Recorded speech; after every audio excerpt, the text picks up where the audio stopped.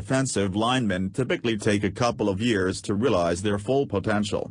You don't often see a defensive end come in and record 10 sacks as a rookie, or a defensive tackle dominating like Aaron Donald in year one. Teams realize that when they draft players at those positions, which is why expectations always skyrocket in their second and third seasons. That's exactly the case for these 11 defensive linemen, who either had promising starts to their careers or slightly disappointing ones. Regardless, they're poised to break out in 2017. The Cardinals clearly have a great deal of confidence and faith in Nkemdiche, who did next to nothing as a rookie in 2016.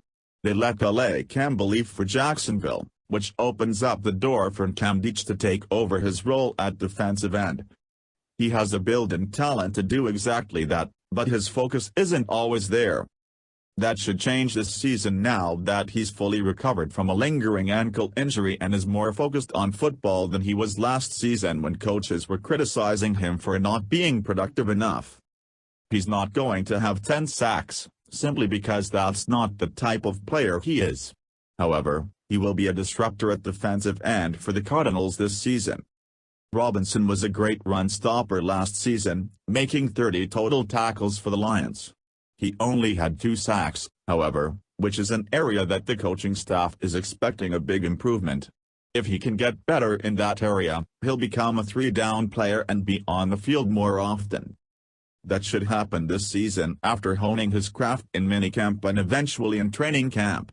Getting pressure from his defensive tackle spot will make the lives of everyone on Detroit's defensive line much easier, especially Ziggy Ansah, who struggled mightily last season.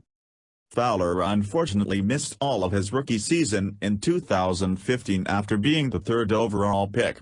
He was back on the field for all 16 games last year, but he had just 1 start and 4 sacks, not exactly the numbers you expect to see from a second-year defensive end.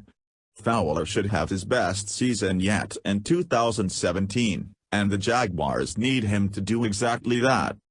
With Malik Jackson, Calais Campbell and Nkemdiche all playing big roles on defense, Fowler has the supporting cast to post a breakout season. Teams can't double-team Fowler and leave other pass rushers in one-on-one situations, which should make it far easier for him to get after the quarterback. He does still need to improve as a well-rounded pass rusher, though, rather than just being a freakish athlete. Ogbah played and started all 16 games at defensive end last season, but he only finished with 5.5 sacks. It was an encouraging year for a rookie, I suppose, but he's going to really take off in 2017 in Greg Williams' 4-3 scheme. He'll be moved back to defensive end, where he's most comfortable playing, and should see his sack total potentially double. Having Myles Garrett and Danny Shelton also on the defensive line will help Ogbah, too, taking pressure off of him the way it was on last season, being the team's best pass rusher.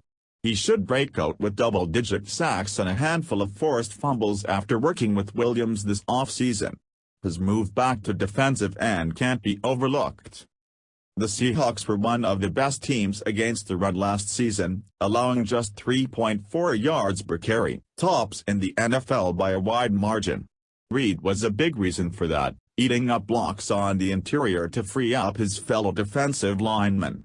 He started 6 games as a rookie last season, but that number should increase in 2017. He's going to consistently line up as the one technique over the center with Tyba Rubin and rookie Malik McDowell competing for time at 3 technique. Expect Reed to make a big jump this season in both playing time and production.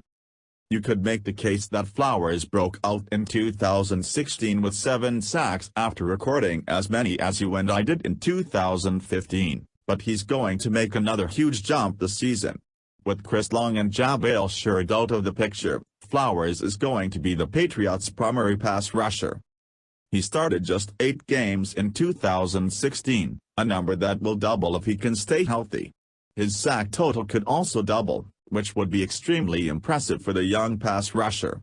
It wouldn't be out of the question for him to finish among the sack leaders in 2017 after having yet another off-season to mow.